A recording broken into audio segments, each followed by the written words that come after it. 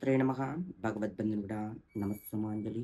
గురుదేవుల పాదపద్మాలకు శిరసాష్టాంగ నమస్కారాలు.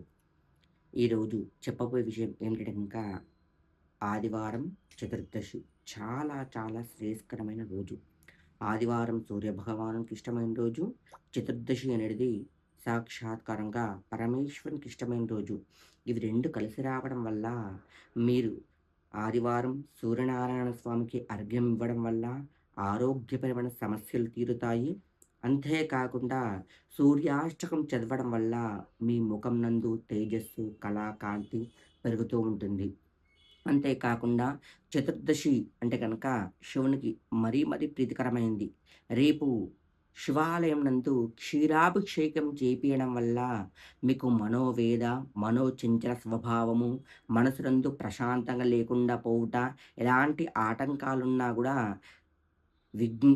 సూర్యనారాయణ స్వామితో పాటు శివునికి అర్చించడం వల్ల ఇవి 2 పరిష్కారాలు తీరుతూ ఉంటాయి.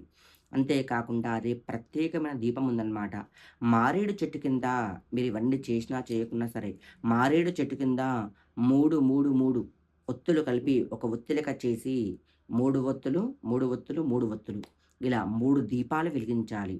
ఒకటి లక్ష్మీదేవికి, మహాకాళికి, సరస్వతికి. కాళి అని గనుక సాక్షాత్కారంగా పార్వతీశ్వరంగా భావించి పెట్టవచ్చు.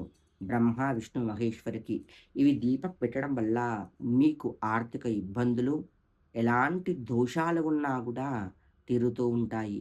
కావున ఆదివారం చతుర్దశి ఈరోజు చాలా శ్రేయస్కరమైన రోజు.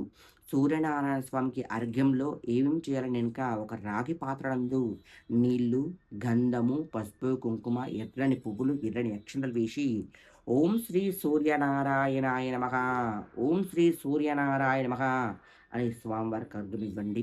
కావున ఇలా చేయడం ఆరోగ్యాలు ప్రసాదిస్తాయని చెప్పేసి మనసా వాచా కర్మణ ధ్యానిస్తూ ఉన్నాను.